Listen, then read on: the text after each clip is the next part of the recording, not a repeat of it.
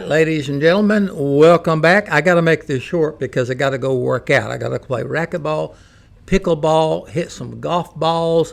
Now, my wife says the only way I'm going to have a smoking hot body is to get cremated. But I got to prove her wrong, so I'm going to make this as quick as I can, okay? We've all heard about the rent versus buying thing. I'm not going to get into that, really, and maybe part of this is. And that is, I believe, when you buy a house, that your principal and interest payment on that house is basically free or being offset. I think you will agree with me on this. Let's take a $200,000 home, $200,000 loan. No, really, that's $200,000 is close to the average average home price in Louisiana. The United States, I think, is like $500,000. And some of those states we know is $800,000. Well, let's just take an average $200,000 house. And yeah, interest rates right now are close to 7 or so, 6.5 to 7. But let's just say a $200,000 loan, 6.5% on a 30-year mortgage. That's about $1,260. I think around $1,260. You can figure it. So we're going to go on the basis that you've got a $1,260 principal and interest payment. Now, we know on your mortgage that you have taxes and insurance, and maybe there's a few other little odds and ends, but basically 90% of it is your principal and interest, so $1,260 that we're saying right now. I'm going to say three things. There's three things that I think you'll agree with me that offset that whole mortgage principal and interest payment. Number one is the appreciation on it. We all know homes appreciate. There's only been 4 or 5 years that homes did not appreciate, and that was, back in that '08 fiasco that a lot of y'all went through too.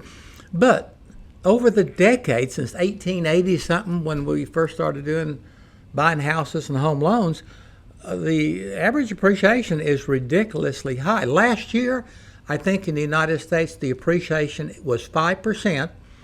And over the last 13 years, the average appreciation was about 7%. You can Google that. Now, we've had 10% and 20% appreciation in different parts of the country.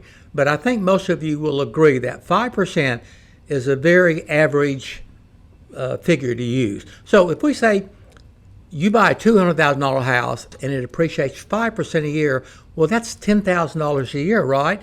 Or we'll say $830 a month, okay? So every month, your house is going up $830 in value. You're adding to your net worth every month on that. So I think you will agree with me on that. Number two is the principal reduction.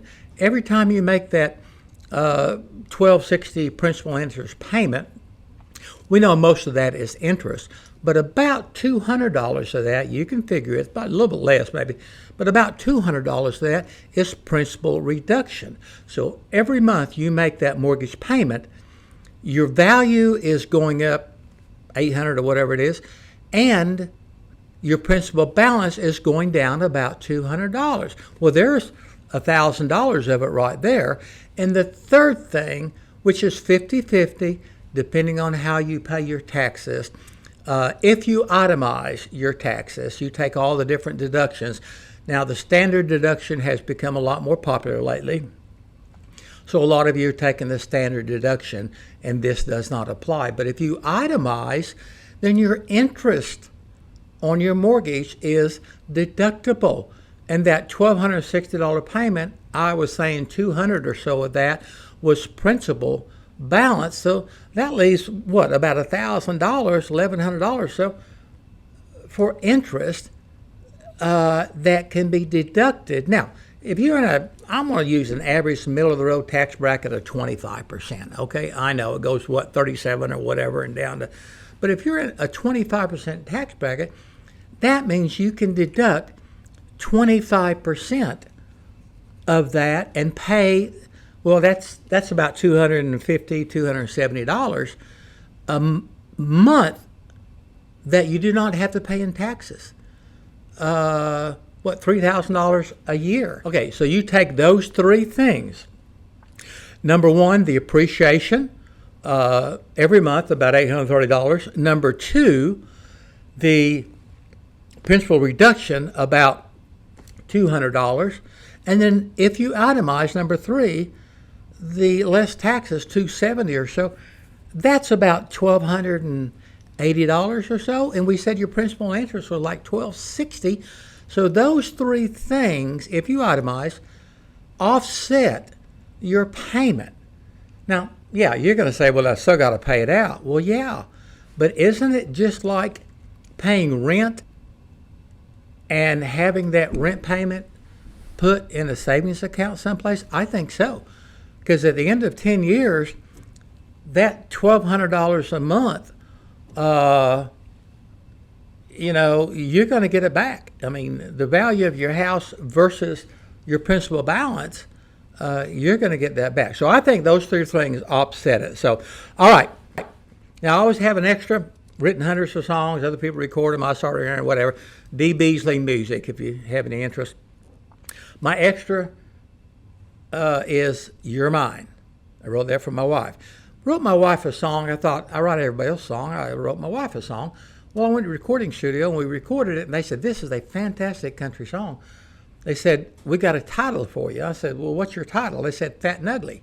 I thought, I wrote this for my wife. I can't call it Fat and Ugly. Well, the chorus goes, she loves me when I'm ugly. She loves me when I'm fat, so I can go on living because I can live with that. I thought that was kind of romantic, but took it home to my wife. She said, nope, no way. So you can see Fat and Ugly. I did write that song, but I wrote another song called You're Mine. Sweet, loving song. She's given me another 5 years. So if you want to send your wife a sweet, loving song, You're Mine. God bless y'all.